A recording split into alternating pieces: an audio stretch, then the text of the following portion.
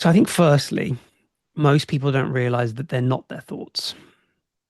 Okay. So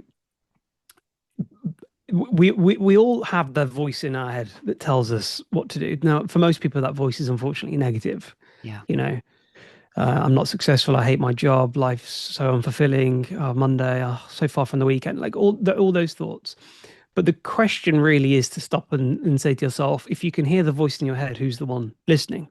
Yeah. Right? And the truth is, you're not your thoughts. There is separation between you and your thoughts. The analogy I always use is imagine a fish swimming in water and imagine being a diver. If you went up to that fish and said, "Do you know you're swimming in water?" The fish would say, "What do you mean?" Like, the water's my world. But you can see as the diver separation between the water and the fish. And that's the same.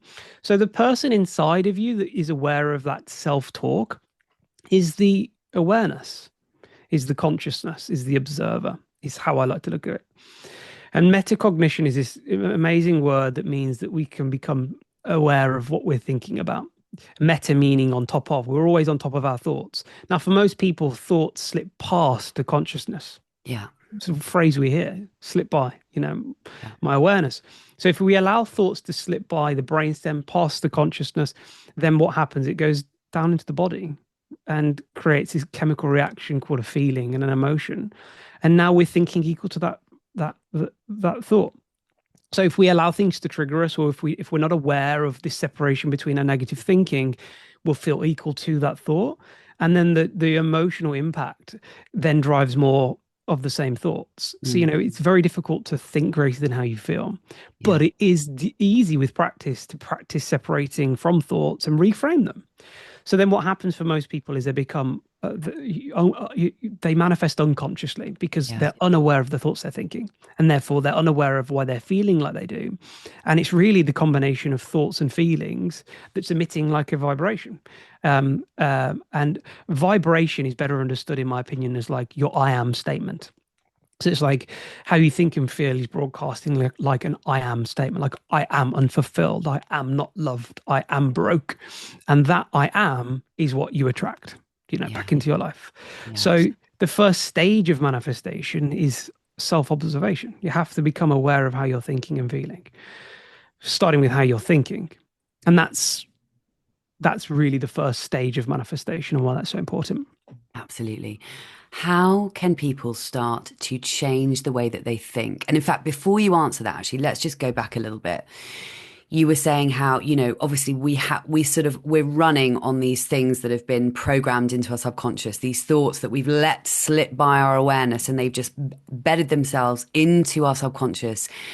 Can you talk about a little bit about the fact that, or a lot about even, the fact that 95% of our lives is being run by our subconscious mind? I want people to understand why this is so incredibly important to just get that 95% of the way we're thinking, feeling, acting, and subsequently what our life looks like is driven by this 95%, the sort of underneath the tip of the iceberg. The rest of us is subconscious. Now we've got to get down there, haven't we? We've got to change these beliefs that aren't serving us and these thoughts that aren't serving us.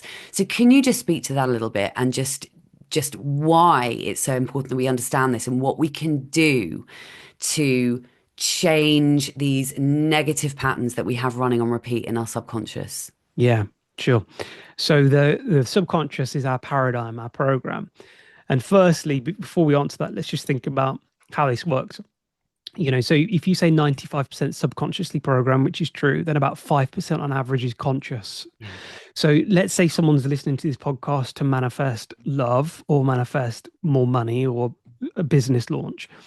That's sort of coming from this 5% conscious intent.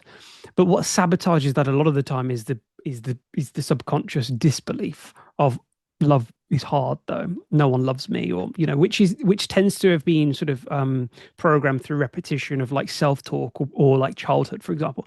So you can have all the intent consciously, but actually what's manifesting is the subconscious. Now, the easiest way to think about that is if people listen to me, they'll know that I don't say you don't attract what you want, you attract what you are. So if 95% of you is subconscious, then that means really what you are is programmed. So your program is always, we're always in a state of manifestation, right? So it's the program that's manifesting. a lot of the time. So where people go wrong with manifestation is they start with what they want. Cool. Like, yeah, like let's get clear on what we want. But actually, the best way to do that is to firstly be this sort of almost this ever-present witness, this separation, to sort of like authentically, unconditionally look at our program and just see what it's saying. And that's where we start. So to start, then we don't necessarily need to question where we might have this belief from, though, because it could have originated from childhood. It could have originated from a friend at school saying something. Yeah. You know, the first 12 years on average are sort of subconscious, because if we look at brainwaves, you know, you and I are in beta brainwaves now, which is this sort of analytical conscious mind. But below that are these other layers, which is alpha, theta, and delta. And alpha, theta, and delta are the subconscious. And we dip into those every single night when we go to sleep, for example. So the first 12 years of our life, we don't really have an analytical mind. That's why we believe in Father Christmas or the Tooth Fairy. So we're very suggestible. So if someone says, no one's going to love you, and we're 6, like it gets stored straight away. There's no filter, Yeah. you know? So like we could get to 30 and subconsciously believe that no one's going to love me. But actually it was just someone at school who said it, like a bully at school, over and over again. Now, if we don't become aware of that in the first place, we'll allow it to continue sort of, you know, giving orders, because in the landscape of the subconscious, it lives in the now. It doesn't know the difference between what's a dream and what's real. It genuinely doesn't. You know, I always say this: we can all experience times when we have a nightmare. You know, we wake up in the middle of the night. We're in like theta or delta brainwaves. Firstly, we wake up, we have that like, oh my god, like like nightmare, and for a second we genuinely believe that that's real. Heart's racing, so the body's now reacting emotionally to the vision, sweating. And it's like, so that's a great example of how the subconscious works. Like it genuinely believes it to be true, Yeah. even though actually, if you stop and you bring that like block to the surface and you go, is it true that no one loves me though? No, not really, is it?